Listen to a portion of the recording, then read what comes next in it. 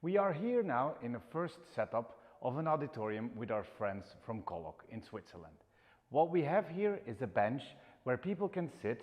We have here an interactive screen, we have a flip chart that I can show you later, and we have a desk where people can do their presentations.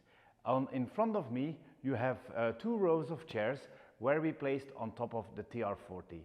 Basically, we will show you now that with this camera you don't need to worry about anything, you just do your presentation. So you see, I'm wandering off to the desk, and if I want, I can be sitting here doing a presentation using a document camera from Lumens.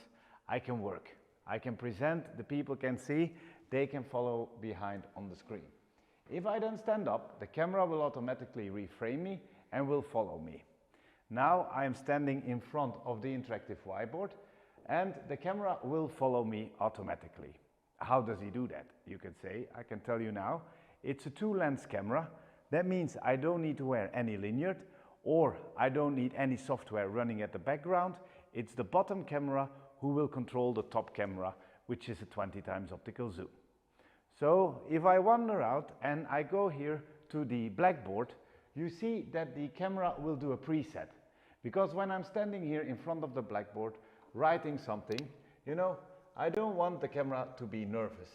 I just want it to follow me. So if you want to see the setup of the system, this is only for setup, I remind, this is not for running during the camera. Follow me now and I will show it to you how you set up the camera with the web browser. So when you go to the web browser and you type in the IP address of the camera, you get this image here after you fill in your password. So on the first page you can control the camera like a normal PTZ camera, and you can also change the exposure, white balance, focus. What is also a neat feature is you can hang the camera upside down, so you can then also mirror and flip the image if you want to. Now we go into the whole tracking setup. So as you can see here, we get 2 images. On the left you get the image of the top camera, and on the right you get the image of the bottom camera, as also a people counter. So if there are people running around in the image, you get the people detection. In here I can start and stop the auto tracking, control, and then also turn on the gesture control. That means when you single with your arms, you can get the camera to switch to you. In here you get to select the different modes of tracking. Everywhere, that means, as it says, everywhere the first person comes in, I start tracking.